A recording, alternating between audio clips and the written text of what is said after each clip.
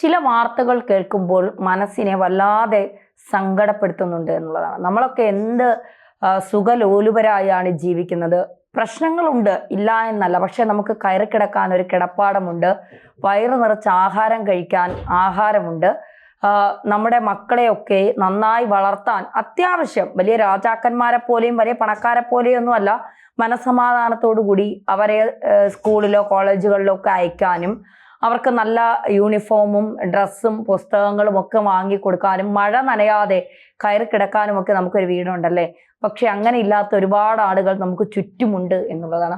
അങ്ങനെ ചുറ്റും നമുക്കുള്ളവരെയൊന്നും നമ്മൾ പലപ്പോഴും ശ്രദ്ധിക്കാറില്ല എന്നുള്ളതാണ്. എൻ്റെ ഒരു സുഹൃത്ത് മാധ്യമപ്രവർത്തകനാണ്. അദ്ദേഹം കഴിഞ്ഞ ദിവസം അദ്ദേഹം ഒരു വീഡിയോ ഇട്ടിരുന്നു. അദ്ദേഹം സ്റ്റാറ്റസ് ആയി, അതായത് കുരുന്നുകൾക്ക് കൈത്താങ് എന്ന് പറഞ്ഞുകൊണ്ട് കുറേ ബാഗുകളും കുറേ എന്താ പറയുക സ്കൂളിൽ കൊണ്ടുപോകേണ്ട സാധനങ്ങളും ഒക്കെ വാങ്ങി നിർധനരായ കുട്ടികൾക്ക് കൊടുക്കുന്ന ഒരു ഇത് കണ്ടായിരുന്നു. സത്യത്തിൽ എനിക്കത് കണ്ടപ്പോൾ അദ്ദേഹത്തോട് വലിയ ബഹുമാനമാണ് തോന്നിയത്. എൻ്റെ ഒരു സുഹൃത്തും കൂടിയാണ് അദ്ദേഹം, രോഹിത് എന്നാണ് അദ്ദേഹത്തിൻ്റെ പേര്. അപ്പോൾ അത് ഒരു മാധ്യമപ്രവർത്തനം കൂടിയാണ് അദ്ദേഹം. അപ്പോൾ അതൊക്കെ കണ്ടപ്പോൾ എനിക്ക് വല്ലാത്ത സന്തോഷവും വല്ലാത്ത ബഹുമാനമൊക്കെ അദ്ദേഹത്തോട് തോന്നി. കാരണം സ്വന്തം മക്കളെ വളർത്താൻ കഴിവില്ലാതെ വിഷം നൽകി വിഷം കൊടുത്തുമൊക്കെ മരിക്കുന്ന അമ്മമാർ, എന്താ പറയുക, ട്രെയിനിന് മുന്നിൽ ചാടി മരിക്കുന്ന അമ്മമാർ, ഇപ്പോൾ നമ്മളൊക്കെ കോട്ടയത്തൊക്കെ കണ്ടതാണ്. ഒരു ജീവിക്കാൻ നിവൃത്തിയുണ്ട്, പക്ഷെ മനസ്സമാധാനമില്ലാത്ത ഒരു ജീവിതം. 2 പെൺമക്കളെയും കൊണ്ട് ഒരു അമ്മ ട്രെയിനിന് മുന്നിൽ ചാടി മരിച്ചത്. അപ്പോൾ ഇതൊക്കെ സത്യത്തിൽ ഇത്തരം വാർത്തകൾ കേൾക്കാൻ ആളുകൾക്ക് ഭയങ്കര എന്താ പറയുക, ഇതിലൊക്കെ എന്തിരിക്കുന്നു എന്നൊക്കെ ചോദിക്കുന്ന പലരുമുണ്ട്. ഈ വെള്ളിക്കരണ്ടിയിലെ സ്വർണ്ണക്കണ്ടിയിലും ഒക്കെ ജനിച്ചവർക്ക് അതിൻ്റെ വില അറിയില്ല എന്നുള്ളതാണ് യാഥാർത്ഥ്യം. ബുദ്ധിമുട്ടുകൾ അറിഞ്ഞ് ജീവിതം മുന്നോട്ട് കൊണ്ടുപോയവർക്ക് ഇല്ലായ്മയുടെ വേദന നന്നായി അറിയാം എന്നുള്ളതാണ്. ഒരു മകനെ ജീവിക്കാൻ, അതായത് അവനെ സ്കൂളിൽ വിടാനോ കയറി കിടക്കാൻ ഒരു കിടപ്പാടമോ ഇല്ലാതെ അവനെയും കൊണ്ട് മരണത്തിന്റെ ട്രാക്കിലേക്ക് നടന്നു കയറിയ ഒരു അമ്മ. ട്രെയിനിന്റെ ഒച്ച കേട്ടപ്പോൾ അമ്മയുടെ കൈ അവൻ ഇറുക്കി പിടിക്കുകയാണ്. അമ്മ, നമുക്ക് മരിക്കണ്ട, എനിക്ക് പേടിയാവുന്നമ്മ, നമുക്ക് മരിക്കണ്ടമ്മ, എന്നെ കൊല്ലരുതേ അമ്മ, എന്നെ കൊല്ലരുതേ എന്ന് പറഞ്ഞുകൊണ്ട് ആ മകൻ ആ അമ്മയുടെ കയ്യിൽ ഇറുക്കി പിടിക്കുകയാണ്. ആ അമ്മയ്ക്ക് എന്ത് ചെയ്യണമെന്നറിയാതെ നിസ്സഹായ അവസ്ഥയിൽ നിൽക്കുന്ന അമ്മ. സത്യത്തിൽ ഈ ഒരു സിറ്റുവേഷൻ ഈ കേട്ടുകൊണ്ടിരിക്കുന്ന പലരും ചിലപ്പോൾ അനുഭവിച്ചിട്ടുണ്ടാകാം. പലരും മരണത്തിൽ നിന്ന് മക്കളുടെ ആ കണ്ണിൽ നോക്കുമ്പോഴുള്ള ആ ഒരു അവരുടെ ഭയത്തിൻ്റെയും ജീവിക്കാനുള്ള ആഗ്രഹത്തിൻ്റെയും പുറത്ത് മരണത്തിൽ നിന്ന് തിരിച്ചു വന്നവരായിരിക്കാം. സത്യത്തിൽ അത്തരക്കാർ നമുക്ക് ചുറ്റുമുണ്ട്. സഹായിക്കാൻ കഴിയുമെങ്കിൽ ഒരു കൈത്താങ് എല്ലാവരും ചെയ്യുക എന്നുള്ളതാണ്. പണത്തിനൊക്കെ മീതെ ഒരുപാട് കാര്യങ്ങൾ ലോകത്തുണ്ട് എന്നത് നമ്മൾ ഓരോരുത്തരും മനസ്സിലാക്കണമെന്നതാണ്. ഇത്രയും പറയാനുള്ള കാരണം കഴിഞ്ഞ ദിവസം കണ്ട ഒരു വാർത്തയാണ്. ആ വാർത്ത ഇങ്ങനെയാണ്: ഒരു അമ്മയെയും മകൻ്റെയും നിസ്സഹായ അവസ്ഥയാണ്. കയറിക്കിടക്കാൻ സ്വന്തമായൊരു വീടില്ല. ഭർത്താവും ഉറ്റവരും ഉപേക്ഷിച്ചതോടെ 10 വയസ്സുകാരനായ മകനൊപ്പം എവിടേക്കെന്നില്ലാത്ത യാത്രയിലാണ് വെങ്ങിണിശ്ശേരി കപ്പക്കാട് വാഴപ്പറമ്പിൽ മേഘ്ന. ഇരുവരുടെയും ദുരിത ജീവിതം നേരിട്ടറിഞ്ഞിട്ടും അധികൃതരും കൈയൊഴിഞ്ഞതോടെ മകനൊപ്പം മരിക്കാനായി റെയിൽവേ ട്രാക്കിലെത്തി ഈ 37കാരി. ഈ കൊച്ചിനെയും കൊണ്ട് ഞാൻ എവിടെയൊക്കെ എത്ര നാൾ ഓടും സാറേ? കയറിക്കിടക്കാൻ സ്വന്തമായൊരു വീടില്ല. അവധി കഴിഞ്ഞ് സ്കൂള് തുറക്കും. ഇവനെ ഞാൻ എവിടെ നിന്ന് പറഞ്ഞു വിടും? എന്ത് കൊടുത്തു വിടും? 5ാം ക്ലാസ്സിലേക്ക് ജയിച്ച ചേർപ്പ CNN സ്കൂൾ വിദ്യാർത്ഥി അങ്കിത് കൃഷ്ണയെ ചേർത്ത് പിടിച്ച് മേഘന ഈ ചോദ്യം ചോദിക്കുമ്പോൾ അധികൃതർക്കും ഉത്തരമില്ല. കഴിഞ്ഞ തിങ്കളാഴ്ച മഴയത്ത് മകനെയും കൂട്ടി കുറേ നടന്നു. പലയിടത്തും ഇരുന്ന് നേരം കഴിച്ചുകൂട്ടി. സന്ധ്യ ആയപ്പോൾ മകന്റെ കൈ പിടിച്ച് കണിമംഗലം വളവിൽ റെയിൽവേ ട്രാക്കിലെത്തി. അമ്മ കൈ മുറുകെ പിടിച്ചതും ട്രെയിനിന്റെ ശബ്ദവും കേട്ടതോടെ പേടിച്ചിരണ്ട അങ്കിത്, എന്നെ കൊല്ലണ്ടമ്മേ, നമുക്ക് ജീവിക്കാം എന്ന് പറഞ്ഞ് കുതറിയോടി. നാട്ടുകാരും കൂർക്കഞ്ചേരി കൗൺസിലർ വിനേഷ് തയ്യലും ചേർന്ന ഇരുവരെയും ചേർപ്പ് സ്റ്റേഷനിലെത്തിച്ചു.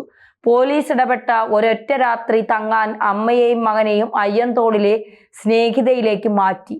ഇട്ടിരുന്ന വസ്ത്രവും മാറാനുള്ള ഒരു ജോഡി വസ്ത്രവും കുടയും മാത്രമുള്ള ബാഗും മകനെ കയ്യിൽ പിടിച്ച് പോലീസ് ഇടപെടൽ മേഘന വീണ്ടും എപ്പോൾ വേണമെങ്കിലും ഇറങ്ങിപ്പോരാവുന്ന ആ വീട് കയറുകയാണ്.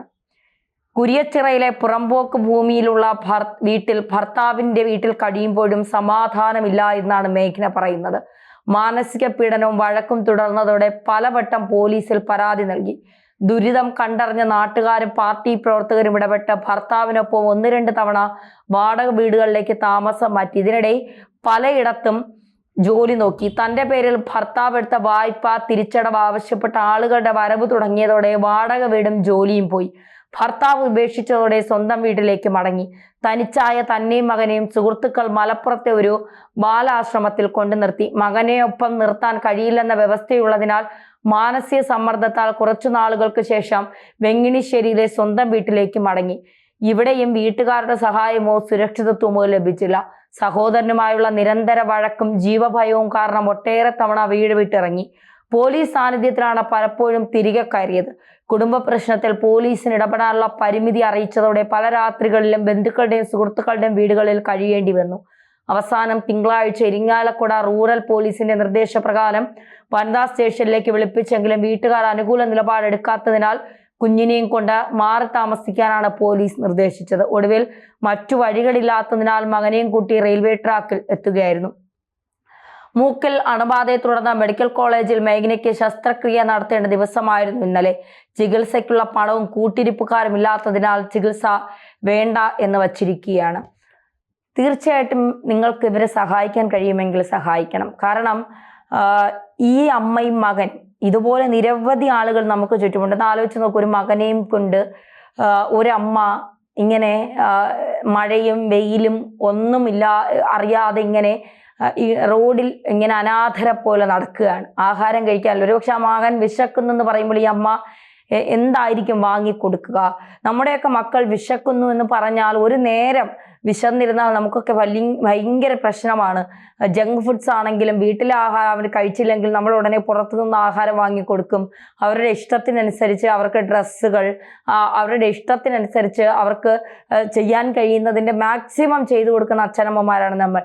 അവർക്ക് 10 രൂപ നിങ്ങൾ നൽകുമ്പോൾ അതിൽ 9 രൂപ അവർക്കായി നൽകിയിട്ട് 1 രൂപ ഇത്തരക്കാർക്ക് വേണ്ടി മാറ്റിവെച്ചാൽ അവരെ സഹായിക്കാൻ ഏതെങ്കിലും തരത്തിൽ നമുക്ക് കഴിഞ്ഞാൽ അതൊരു വലിയ കാര്യം തന്നെയാണത്.